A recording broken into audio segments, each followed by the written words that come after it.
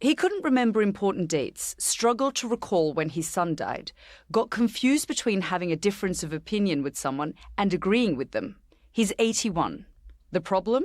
He's the most powerful man in the world and wants to do the job again. I'm well-meaning, and I'm an elderly man, and I know what the hell I'm doing. I've been president. I put this country back on its feet. I don't need his recommendation. It's totally How bad is your memory, and can you continue as president? My memory is so bad I let you speak. I'm Yalda Hakim, and on the Sky News Daily, the fallout after the report on how the president kept highly classified documents said he was an elderly man with a poor memory. On defense, the president blasting a special counsel report. And our top story, President Biden lashing out at that scathing special counsel report. The politically charged language in the report is raising more concerns about the president's age. Let's discuss this further. With me here is Hilary Rosen, political strategist, and Scarlett Maguire, pollster with JL Partners. If you think about what the headline for this story should have been, it should have been no criminal charges for the president following how he handled classified documents, national secrets. Instead, it's become a scathing assessment of his memory. Hilary. Well, the first headlines actually were that no criminal charges would be filed. And it was only after the report was released that everybody started reporting on the juicy bits. And this, unfortunately, just confirms what so many people think about Joe Biden. That's why it's getting news, because here you have some hard evidence from a nonpartisan prosecutor just doing his job, outlining, things that people have feared about this president. Scarlett, it is feeling like some kind of watershed moment. Yeah, I absolutely agree. I do think it is a watershed moment. And you're right. That's because voters, Democrats and Republicans alike, and independents, crucially, have lingering doubts about Biden's mental capabilities and particularly his age. So, for example, when we asked people to sum up Biden in one word, when we asked the American public to sum it up, the most common word used was old. And then similarly, we asked, what do you think Biden wants from a second term in office? And the most common word used was nothing. And I think that points to a perceived lack of energy, direction and vision and sort of vigour for the role. Even those who want to like Biden, because I guess one of the things is he's always been gaffe prone throughout his vice presidency, throughout his career. He's had 5 decades in Washington, and he said things throughout those years where you've thought, okay, but this is sort of something deeper. It's worth pointing out, though, that, and I'm sure your polls have showed this, Scarlett, right now the American people don't really want either Donald Trump or Joe Biden to be president. That they wish they had other choices. And so we can't put this all on President Biden. There's just a dissatisfaction with the choices. When it comes to President Biden, though, I think you can't, when the stakes are so high, mispronounce the country that you're having the biggest crisis with. He forgot what the name for Hamas was. He described them as the opposition. Which is even worse because it reinforced a view that he was so pro-Israel he was blinded to the Palestinian situation. And so that was almost a double curse. And this keeps happening. And what you have is this inside group at the White House, who are my friends, saying, no, you don't understand. When he's day to day making decisions, being president, he's making good decisions. He's a good president. And yet what happens every time he goes out in public is he does one of these mistakes, whatever they are, call them gaffes, call them mistakes, call them memory lapses, and it loses the confidence of the American people in a way that people internally are furious about. And that's the point here. What the American people have been left with in terms of choices. You have a former president dealing with a multitude of legal cases, and now you have a situation where the current president, there's questions around his age, his memory, which keeps returning. Yeah, I think a lot of Americans are disappointed that this year looks like it's going to be a rematch of 2020. And actually, especially because of what Hilary was saying, the stakes seem so high. And now that's obviously both on the world stage, as you've both been pointing out, but also when we speak, we've done focus groups with Democrat voters. When we speak to them, they really like Biden personally. I mean, coming from the UK, it's amazing because they speak about him using words that people would never use to describe politicians here as being friendly, caring, really got our backs, all the rest of it. But even them, they think he's too old to run again. They don't think he's up to it. And the stakes for them are really high domestically too. It's not just the world stage because they see Donald Trump as such an existential threat to them. So I think that sort of partly explains why you have these really frankly quite astonishing numbers where, not just you get, say, 7 in 10 of the American public say he's too old to run again, but half of Democrats, which is quite astonishing. Yeah, I mean, that's why Special Counsel Robert Hur actually said, look, the idea of putting him in front of a jury, because he sold himself as kind of an elderly man who forgets things. Just to your point, Hilary, that he did this over 5 hours on October the 8th and 9th. And he's saying, look, I was dealing with October 7 and what happened there. Which would be forgivable if what had happened wasn't reinforcing something people already thought. If this was a one-time thing, I don't think we'd see the uproar that we're seeing today. And that's, I think, unfortunate because when you look at the pure facts, Joe Biden's presidency has been successful. Unemployment is down. Wages are up. The economy is essentially booming in the United States, and much more so than many other places, including here in the UK. So the objective facts are that he has been a good president, that there is a good record to run on. Why isn't that then translating into the polls, though? I think one of the key issues, and Scarlett talked about this briefly, which is that they're just not spending enough time on what he wants to do in the second term. There are a lot of strategies, I think, that some of us think that they should be implementing right now to be selling a second Biden term that they're not doing. And that's unfortunate. And partially it's because they have so many world crises that are occupying their time. But it's really a failure to just be proactive in terms of what is coming next, not how great Joe Biden is, which is what they spend a lot of time talking about. Yeah, I think it's an interesting one as well, because obviously, yes, we look over here at the American economy very enviously. But again, it's actually not something that voters are really feeling at the moment. And I think that partly explains it. And yes, you're seeing consumer confidence slowly starting to pick back up again. But it doesn't really matter, I think, to people if the inflation figures are technically good, if they've come down, because they are feeling financially worse off than they did a few years ago. And that's something we also hear a lot. And actually, it's something we get over here as well. There's a disjunct between these sort of macroeconomic numbers and the sort of micro of how people are feeling about their personal finances. And I think that is also hurting Joe Biden at the moment too. And internationally, there is this angst that the global community is thinking about, not just the cost of living crisis, but also the war in Ukraine, the fact that the Middle East is on edge. Last night, we saw an interview that Tucker Carlson did with President Putin. And the point that I'm seeing come up today is people are saying, hang on a second, Putin sat there for 2 hours and gave, detailed analysis of historical facts. And we have a president of the free world who is being described in a report as not being able to remember the dates of when he was vice president or when his son died. And I think the juxtaposition of Putin, of Donald Trump's arrogance, of so many other leaders around the world now against Joe Biden is just to his detriment. The problem sometimes with Joe Biden is not just that he's old. It's that he's old school. And he doesn't really operate in this fast-moving, fast-paced, highly partisan, critical world the way that he should be. He gets mad, and it's obvious. He's furious at the criticism. Instead of either shaking it off or giving people something positive to think about, he stews, and he stews publicly.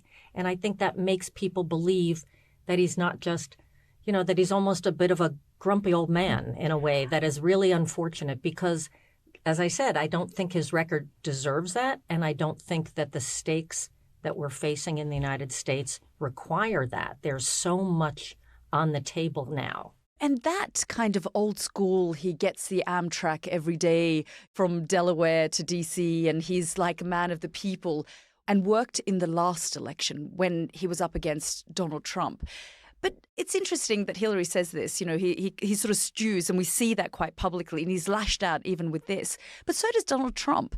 And yet that is appealing to his voters and his base. I think it's an interesting one. And actually, when you ask voters as a whole, in America, Joe Biden has a very strong lead over Trump, over qualities like caring, kind, anything that sort of personality you would want from a grandfather, potentially. But I think what should be really worrying to the Democrats now, and I think partly explains some of the polls we've been seeing with Donald Trump, not just in swing states, but in the country as a whole, is that Donald Trump has now been given a decisive lead in things like strong and can get things done. And I think this, again, is just incredibly damaging for Biden. And I guess at a time where people are worried about so many things, is that sort of, you know, working to Trump's favor, this idea that he is a strong leader? Absolutely. We do the polling for Munich Security Conference every year. We have done for the last few years. There's a feeling, not just in America, but around the globe, that the world is a much more dangerous place than it was a few years ago. I don't think people want necessarily a friendly, caring president. They want someone who's going to be able to stand up for their country on the world stage and be able to get things done, etc. Well, the other point there is that Donald Trump is successful right now because he's running against the government. He's running against the incumbency.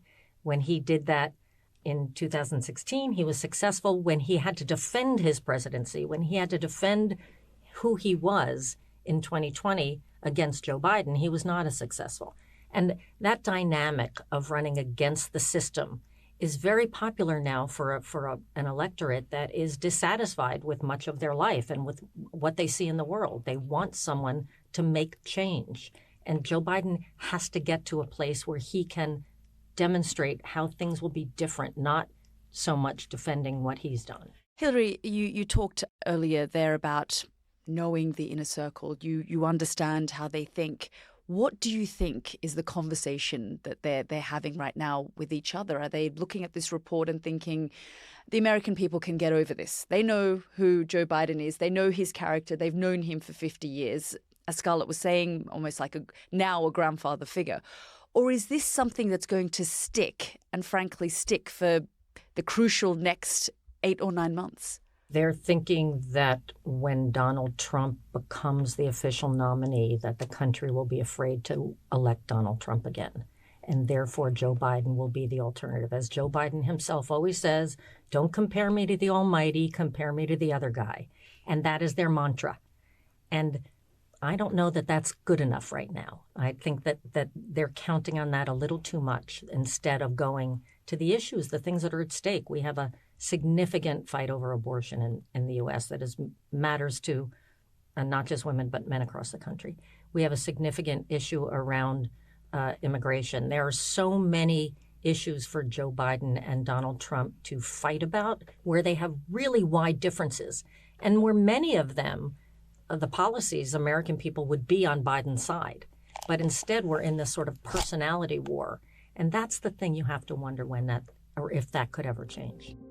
In a moment, we'll be discussing how likely it is that Biden will lead Democrats into November's election.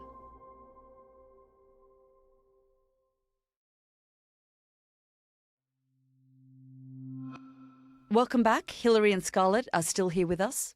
Do you find, Scarlett, that generally, you know, these elections are fought based on personalities rather than the policies?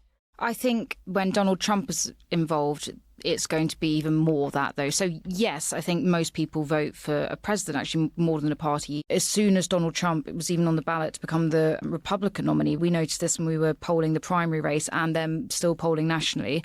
Everything becomes about Donald Trump, no matter who he's against. If he's against people in the Republican primary, if he's against Biden, it's all about personalities. That's what the Biden team is counting on, and I think they're depending on it a little too much I right think now. they are, especially now that the border, we've seen that become, surge in importance in terms of how important voters think it is.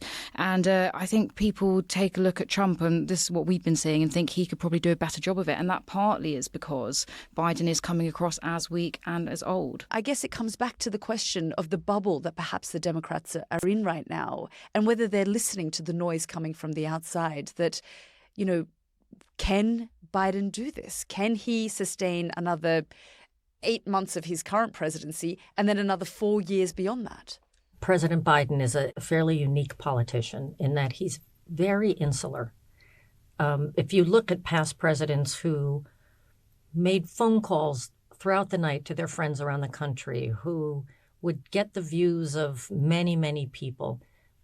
That's not Joe Biden's style. It's not the Biden style to have a big circle, right? They have a small circle. The president talks mostly to his family.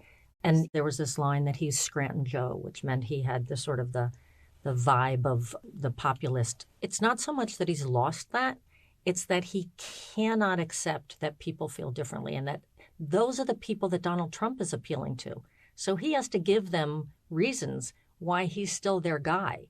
And that's the piece that I think that they're missing. This is the problem. From the outside, it looks not just like a bubble, but a sort of bunker. And I think they come across as worried. And I think that's partly because there's no obvious successor. So there's a massive problem, I think, with having Kamala Harris probably on the ticket full stop. How is she viewed? She's not viewed very well across the board, I have to say. So again, we did a national poll, I think, just before Christmas. People overall thought she'd been the worst vice president in recent history in the last 20, 30 years.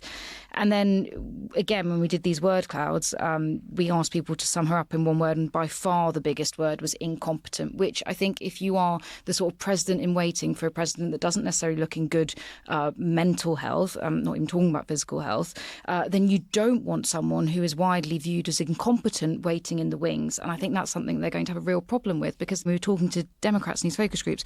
They can't decide on who else they would like either. Quite a lot of people have surprisingly low name recognition. There doesn't feel like there's someone waiting to take over. Well, no, it's true. I think if President Biden had decided not to run a few months ago, do you think that's there a would mistake? have been a vigorous primary, and somebody would have emerged that would have gotten a significant amount of unity. And maybe that would be Vice President Harris. I don't think it would have been. Now it's feeling like the time is running out, although I'm seeing increased calls. Is it now viewed internally as a mistake? Because, as you say, there's also that feeling that it's too late. We've come this far now. We're in February. The elections are in November. And is there a feeling that, you know what, we should have maybe acted sooner? I think more people are coming to that conclusion that maybe something should have acted sooner. But people don't know Joe Biden who think that, because this guy spent his whole career trying to be president. The idea that he'd give it up voluntarily was not going to happen. Is there something happening now that will require him to look at this differently? I don't know the answer to that. But I do know that this requires them to really rethink what their strategy is, because this dependency on Donald Trump being, the devil that American people will reject, I think is out the window. And so you have to think, all right, what's going to change between now and November that will change people's impression of Donald Trump? Nothing. There's nothing Donald Trump can do that will make people think differently about him. Everybody knows him and who he is. So the only option you have is for Joe Biden to have people try and think something different about him. And that's the challenge. And it's hard to shift. And it does feel like, I think, time is running out. And you can sort of understand it a bit better, I think, if you think about how weak Donald Trump looked after the midterms in 2022. And I'm sure that's part of the reason why you've seen what looks from the outside like complacency from the Democrats in sort of thinking they could quite easily run Biden again and win. But we see this with politicians everywhere, not just in America. It's very hard to turn around very sort of deeply held perceptions about politicians, especially those sorts of like vibes ones. It's really difficult to shift that, and there isn't much time left. And I guess, with Hillary saying that people know who Donald Trump is, people also know who Joe Biden is. There's not much more to find out, I feel. Although I do think with Donald Trump, there is still a question mark. We know that his legal battles won't affect his base. I do think there is a bit more volatility around him and how people might feel in the event of convictions, etc. I do think it's still a slight question mark. We can guess because he seems to be, he made that joke about being able to shoot someone on Fifth Avenue and nothing happening to him. And that does actually seem to be, broadly speaking, correct. American politics, American elections are the biggest spectacle on the planet, because while it's crucial for the American people, it's also then reverberates right across the planet. I used to say after 2020 that the reason Joe Biden was elected was because it was a calm the F down election, right? People were just overwhelmed with the drama of Donald Trump. And I think now you have a scenario where Donald Trump's drama hasn't reduced, but President Biden is giving people their own set of dramas. Because the next, 9 months, it's going to be something that we're going to all watch extremely carefully, and is going to have global consequences, but also is going to be bitter and brutal for both sides. Which means that it's going to discourage voting. And then it all becomes like who gets their vote out. It becomes a very technical election in the end. What we had last time was the fact that people came out as a result of fear. Do you think this time there's apathy? There's a huge amount of apathy, and a lot of Biden's natural base are unhappy about other things, like his what's happened with Israel and Gaza. And so there's huge issues around the Latino vote and immigration issues, et cetera. If this comes down to what I expect will be 3 or 4 states, then it becomes who are those voters and how do you get them to the polls? And that becomes a very much of a technical election. Right now, I think we'd have a wave. Right now, Donald Trump is far ahead with many of those voters, but Joe Biden picking them off one by one is his only hope, I think. Just finally, if I can have an assessment from both of you on where do you think we're going to be in November? I think it all depends on what happens with the Democrat candidacy if they choose to keep Biden in place. Obviously, as saying not doing so is fraught with its own problems. But at the moment, it really does feel to me that, especially after last night and with presumably lots more gaffes to come if he was to stay here till November, that it looks suddenly like it's Donald Trump's election to lose. Well, I think if the election were today, Donald Trump would win. The time is running out for the Biden team to change this dynamic. Hilary, Scarlett, thank you so much.